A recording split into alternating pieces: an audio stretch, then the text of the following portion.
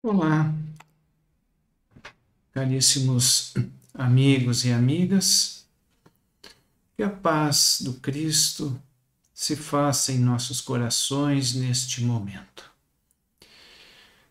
Meu nome é Bruno e, vamos nesta noite aqui tecermos algumas considerações sobre o tema Fora da caridade não há salvação, mas inicialmente queremos aqui agradecer o convite, o qual nos sentimos muito honrados, feito pela Valéria em nome da Associação Espírita Fraternidade de Quintão, no Rio Grande do Sul. E queremos, com isso, aqui inicialmente, elevarmos o nosso pensamento a Deus e a Jesus, pedindo a proteção dos nossos queridos espíritos benfeitores, para que nos envolvam nesta corrente de paz, de luz e de amor, e que possamos todos aqui termos uma compreensão um pouco maior e melhor sobre um ensinamento tão caro para todos nós, caso para nós espíritas. Jesus, quando aqui esteve conosco,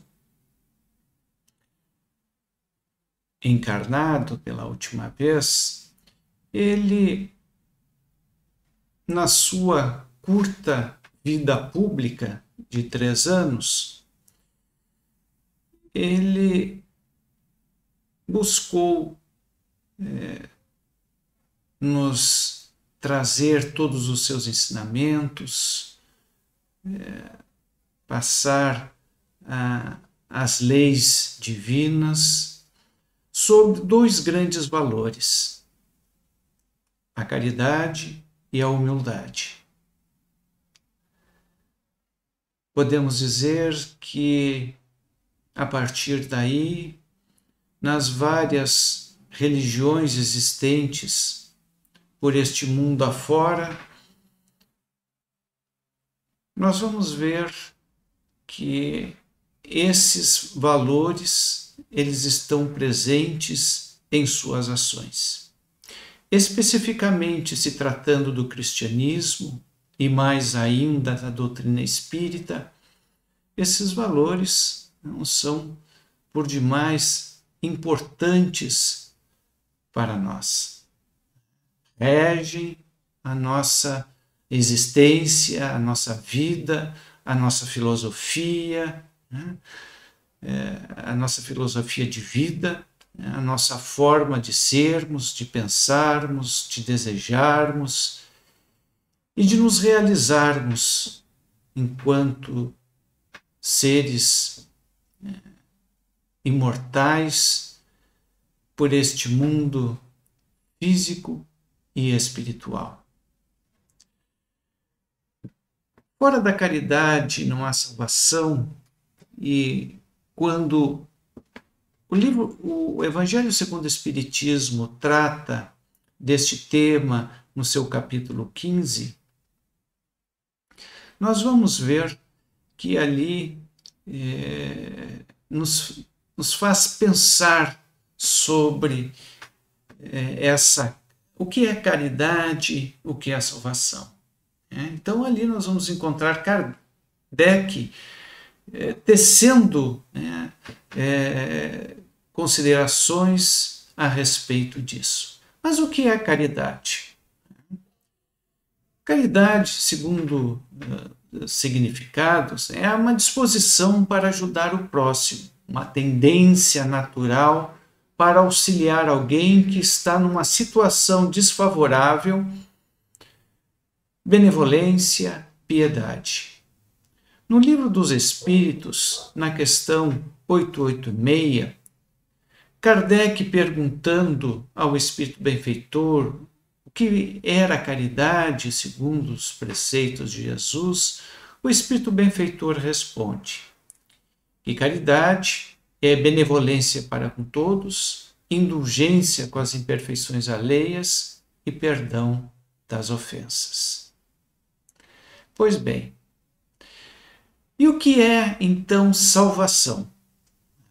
Salvação, segundo a Wikipédia, é um termo que genericamente se refere à libertação de um estado ou condição indesejável. O conceito de salvação eterna, salvação celestial ou salvação espiritual, faz referência à salvação da alma, pela qual a alma se livraria de uma ameaça eterna que esperaria depois da morte. Para nós espíritas, essa definição de salvação, ela tem um entendimento um pouco diferente. Se não vejamos no livro No Mundo Maior, da psicografia do nosso querido Chico Xavier, ditado pelo espírito André Luiz, diz assim o espírito: a salvação é contínuo trabalho de renovação e de aprimoramento. Então, nós vamos ver que a salvação, ela consiste num trabalho de renovação constante por parte de cada um de nós e de um aprimoramento em que, à medida em que nós vamos no nosso fazer, no nosso agir cotidiano e nas múltiplas existências, pois, como disse Jesus, ninguém entrará no reino dos céus senão até cumprir o último ponto, até o último iota das leis divinas. Então, assim, nós entendemos que para chegarmos a esta condição excelsa, não é possível numa encarnação apenas de, digamos, 100 anos, até mesmo 200 anos, tornarmos espíritos puros, né? Porque por esse ensinamento de Cristo, nós nos tornaríamos espíritos puros, livres de todo e qualquer pensamento, sentimentos de ódios, de raivas, de intolerâncias, de incompreensões, de vaidades. Para tanto, numa curta existência deste período, isso não é suficiente. Então, a necessidade da multiplicidade das existências nos oportuniza para que em cada momento, em cada experiência, em cada existência, possamos nós renovarmos, né? Revermos, vamos dizer assim, os nossos conceitos, as nossas atitudes, os nossos pensamentos, e com isso vamos nós nos aprimorando através do tempo. Isso se dá com a rapidez que nós desejarmos. Então, a reencarnação, vamos dizer assim, ela é esta oportunidade maravilhosa que nós temos para que nós possamos nos aprimorarmos, né? Tornarmos esses espíritos de amor, espíritos puros, espíritos bem-aventurados, né? Em que isto ele vai, na nossa relação cotidiana, ele vai se sedimentando. Nós vamos acumulando experiências através do tempo, em que nós vamos cada vez mais nos firmando, tendo uma consciência maior e melhor sobre quem somos nós, vamos nos conhecendo mais e melhor. Concomitantemente, vamos conhecendo mais e melhor ao outro. E neste conhecimento, nós vamos tendo condições maiores e melhores de nos ajudarmos e ajudarmos ao nosso semelhante. Este aprimoramento que nos fala André Luiz, ele obrigatoriamente passa pelo exercício, pela prática do Evangelho. É necessário que nós tenhamos ciência, conhecimento do que diz a lei. E para nós espíritas, a doutrina espírita nos traz, através das obras básicas e da vasta literatura que nos é colocada à disposição, conhecimento suficiente para, no atual estágio de evolução que nós nos encontramos, possamos firmar um conhecimento, um saber, né, que nos ajudará a nos desenvolvermos as potências internas, né? Aqueles valores todos elencados por Cristo quando no Sermão da Montanha, eles estão em nós. Eles não estão nos livros, neste ou naquele expositor espírita, neste ou naquele sacerdote, neste ou naquele pastor, enfim, né? Seja a autoridade religiosa, vamos dizer assim, né? Que ela venha nos transmitir o conhecimento contido nas obras ditas, vamos dizer assim, sagradas, e que contém, né, por assim dizer, este conhecimento, estas leis divinas. Então, a doutrina espírita, através das obras básicas, nos ensina ali a forma como nós podemos lidar melhor com as várias situações que nós nos defrontamos durante a vida. Nós mesmos e aquelas pessoas com quem nós convivemos. Assim é que, para que nós possamos nos renovarmos e nos aprimorarmos, a caridade é um instrumento valiosíssimo para que nós possamos, né, desenvolver essas potências da alma. Uma coisa é você desenvolver o seu intelecto, né, onde você, através do estudo das obras, né, através da conversação, da troca de ideias, você vai se aprimorando no conhecimento, na ciência, no saber sobre as leis divinas. Outra coisa é você, vamos dizer assim, provar para você mesmo que você realmente aprendeu aquilo que você estudou. E não existe outra forma que não seja, né, através do exercício, né, da materialização desses ensinamentos contidos nas obras espíritas, no caso. Né? Então, esse exercício, essa materialização, essa concretude desses ensinamentos, ela pode se dar em dois momentos, né? Através da ação, né?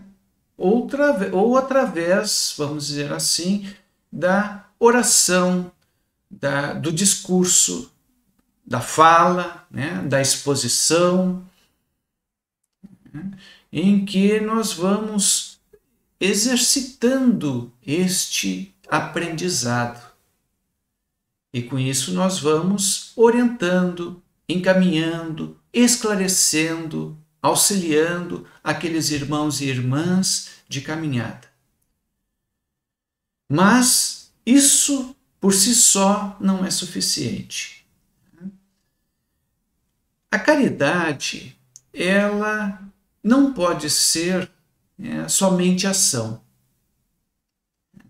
Porque ela sendo somente ação, por mais boa vontade que nós tenhamos, se não tivermos um conhecimento mínimo necessário sobre isso, como fazermos a nossa ação, na nossa ânsia de acertarmos, de auxiliarmos, nós podemos prejudicar.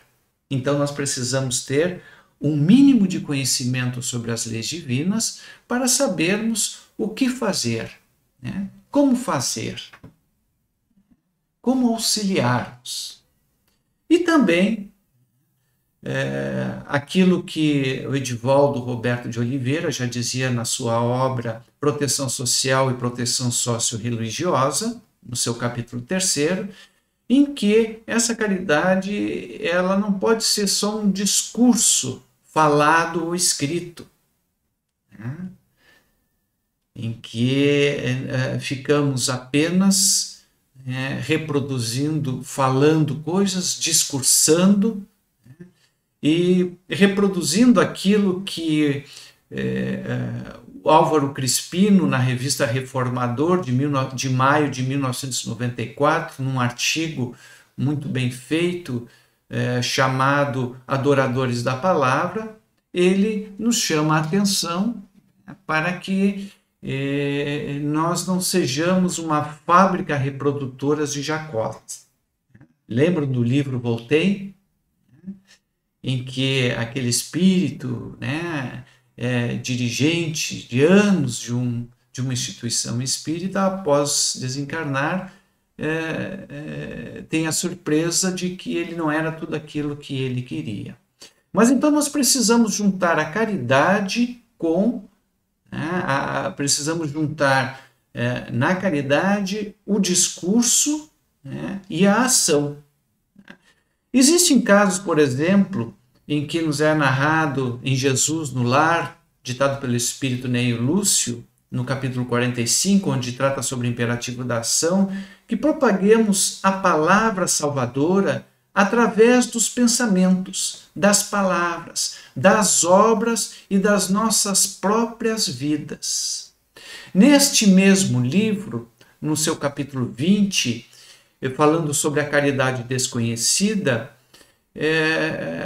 Neio Lúcio nos diz que a caridade é um sincero devoto, ele falando sobre um devoto, né?